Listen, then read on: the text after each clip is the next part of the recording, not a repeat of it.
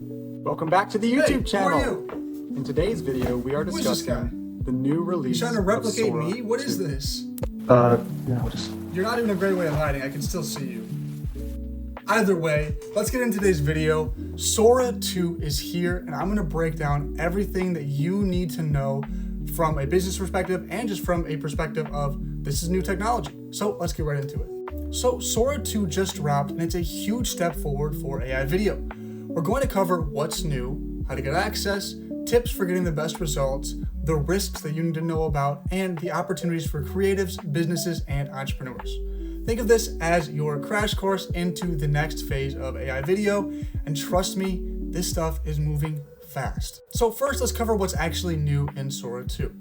The big headline update here is in sound. We're talking full dialogue, sound effects, and even ambient noise, all generated right alongside the video, which is a huge upgrade from Sora 1. Another big upgrade for Sora 2 is that the motion is smarter as well. So characters, as you can see right here, walk like actual people, cars drive like real cars, and then the water can also ripple realistically. So we're seeing big upgrades in the space of motion. The next big thing is that Sora 2 holds consistency longer. So instead of it being a few seconds before things fall apart, it can now hold a consistency for up to 10 seconds fairly easily without any worries. Glad you could join us today. We're just finishing up this happy little portrait. It's got those clear blue eyes and a relaxed smile. I'm adding a touch of crimson to those stripes. There we go. Maybe a little highlight on the lip, just like that. But the biggest thing here is not in the improvements of the model, it's in the app itself that was created. So OpenAI, the creators of Sora and obviously ChatGPT, launched a brand new Sora app, which looks a lot like TikTok. It's a social platform where every video is AI generated, so you can scroll, you can remix other people's content, and obviously you can create content of your own. Now, just like you've seen in the beginning of the video, you can also create cameos. This is what everyone's excited about because you can upload yourself and appear directly within your own videos that you want to create. A new hand touches the beacon. Whoa, that's intense. The crazy thing is this takes like 10 seconds to create your own cameo. You literally hold out your phone and you're gonna record a 5-second video. You're gonna say a couple letters or a couple numbers, and then you're gonna go like this, side to side, and you're good to go. And then now you can put yourself in any type of scenario you want. You know, I could be riding the waves in Hawaii, or I could be fighting Godzilla. You know, there's tons of different options here. But what's really crazy is that you can also use other people's cameos. So the opportunity for you to become an AI influencer is just insane here. I've looked into the space myself and I've been playing around with it, and I can put myself in a cameo with another person. So I could take my own cameo and I could take Sam Altman's cameo, and I can have us, shaking hands, or I can have us, running a marathon together. Whatever I want to create is now possible. So the opportunity there, especially for your own cameos, is something that I would highly look into. It's very interesting. And also, if you're somebody that wants to create your own cameos and not have people have access, you can do that as well, or you can share it with just your mutuals. So there's tons of opportunities there to protect yourself in this case as well. And like I said, once you get access to this platform, it's gonna go buck wild. But speaking on that, let's talk about how you can actually get onto Sora 2 as a platform. So right now, Sora 2 is invite only. It's available on iOS or online through the web app, but you can't just sign up. You need an access code. So here's how it works. Every new user that gets access to the platform gets 4 codes to share with friends. So access is spreading outward, kind of like Gmail in the early days. So if you don't have anybody in your circle, what I'd recommend is a couple different options. The first one would be to check OpenAI's official Discord. You can find it on OpenAI's website. It's in the top right. It says, join our Discord. In their Discord, they actually have a new chat called Sora 2. It's pretty funny. It's comical. You hop in there, you're gonna see hundreds, if not thousands, of people saying, "Please spare me a code. I need a code real bad." You see like the spare change type of thing. So people are really after these codes. What I'd recommend is if you're wanting to get a code from there, I would not try to input the code on your phone. It takes too long, especially having to switch between the keyboards. I would recommend pulling it up on your computer and then typing in the code there. Now by now, there should be enough codes in there that you should be fine to get onto one. I was fairly lucky. This is where I got my code from onto Discord. So like I said, the faster you can type it in, the better. But it's more of a timing thing. It might, you might have to try a couple different times, but eventually you will get access. And then once you do get access, you'll have the opportunity to give it to 4 of your friends as well. So the second way that I would recommend trying to get a code would be to check Reddit. Now, I will say that on Reddit, it seems a little bit more hostile. People are a little bit unrelenting on there. They might be asking for you to pay them, which I would not recommend doing. You do not need to fork out any cash to be able to get access to this. But you are seeing that more often on Reddit. People are asking for money. But there are some communities out there where you could potentially find a code. And lastly, the best way to do this, besides the first Discord option, would be to ask around. There are likely people in your community that have a code, or you might know of somebody that has a code. The nice thing is, a little psychology trick, you can ask them, hey, do you or someone you know have a code that I could potentially use? Because likely they may have used all 4 of their codes, but then they had to give it to somebody else who then got 4 of their own codes. So tons of opportunities there. That would be my recommendation of how to get onto this tool. But once you get on the tool, how do you get good results? So I'm going to walk through that next of how to get the best results when using a tool like Sora 2. So if and when you do get in, here are a few tips to get better results right away. First being to keep your prompts simple but specific. So the idea here is that Sora 2 is very creative and it comes up with some great opportunities and great ideas for videos. So you don't want to limit it. I would recommend the idea that less is more here. So instead of me detailing down to the nitty gritty of what I'm looking for, I'd recommend giving it a vague-ish idea of what you're looking to. Give it a direction to head in and let it head in that direction. From what I have noticed, that is the best way to get good results on here so far. But if you're somebody that's wanting to do more like a product demo or something super specific, what I'd recommend is add in details as you go and just add them over time and see at what point it's too much, what point it's too little, and just basically play around with it. My next tip would be to use reference images when you can.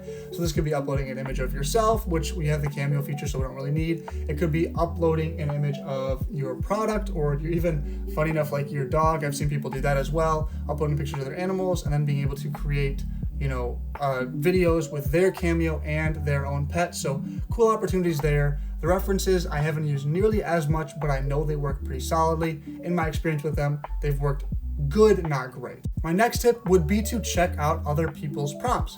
So when somebody uploads their AI generated video, a lot of the times they do not change their caption, so it stays the same as the prompt that was used to generate it. So it's a great opportunity to learn from others, see what they're doing well, see what they're not doing well, and then copy it and learn from it and grow from there.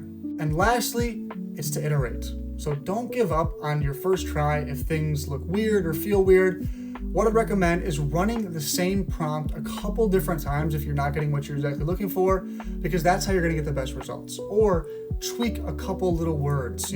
These tools, sometimes one word change can alter the entirety of the creation of the video. So what I recommend is if you're going to create a video and you're really wanting it to look good, run the same generation a couple different times and see what it comes up with. Right now, there isn't a cap on how many videos you can generate. I, in the first day, generated like 40 videos.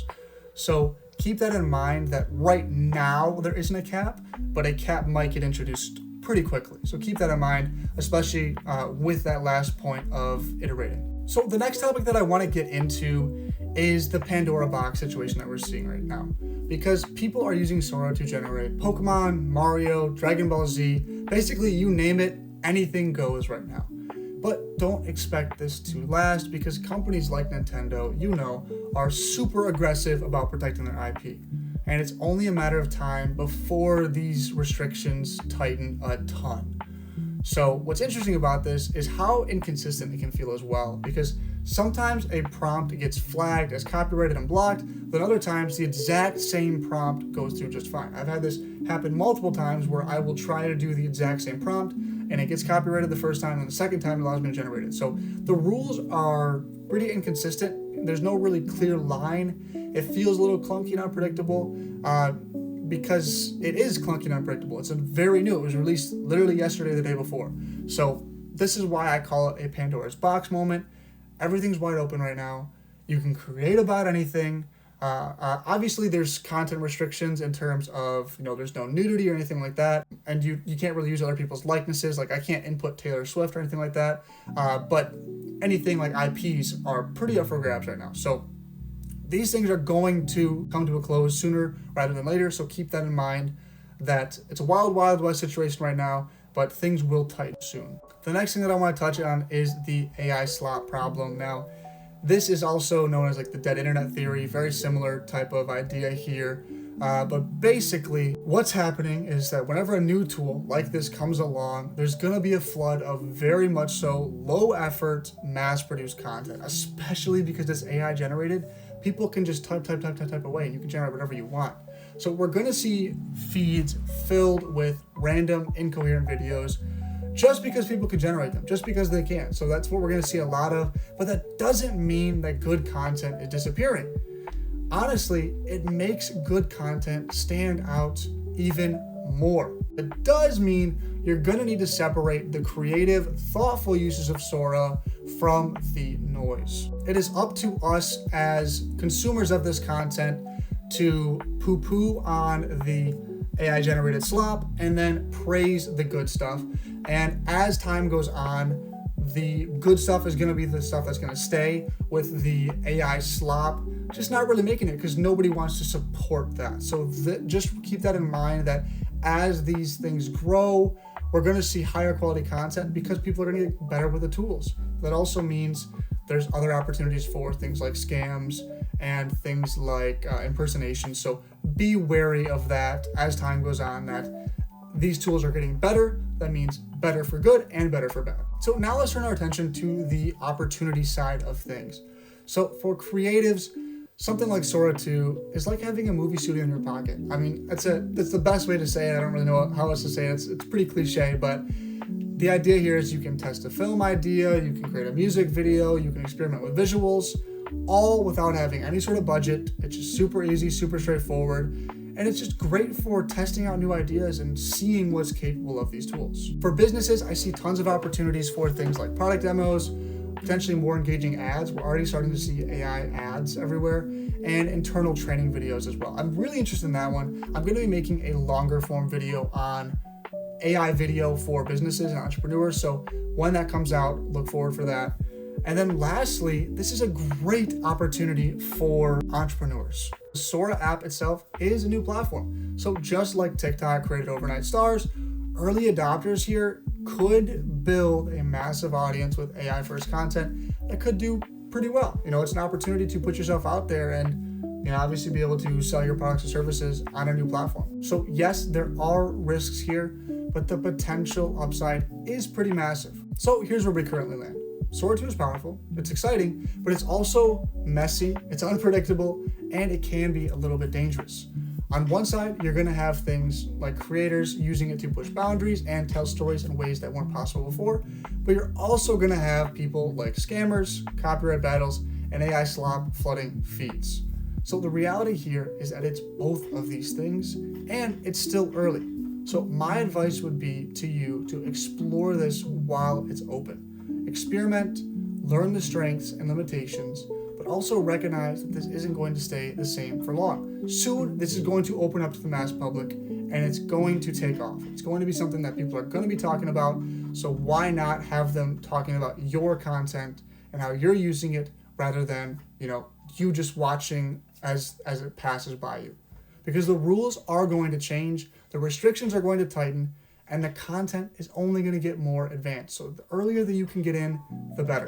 And the real question isn't whether this changes video, it's more so how are you going to use it to stay ahead in something like we like to call the AI era. With that being said, I'd love to know in the comments below how you think you would like to use Sora 2. Also, if you want to use the comments as a potential opportunity to share codes, that's awesome as well. I'm not going to complain there. Let me know what you think about the new tool. Where's your head at with it? And I will talk to you next time.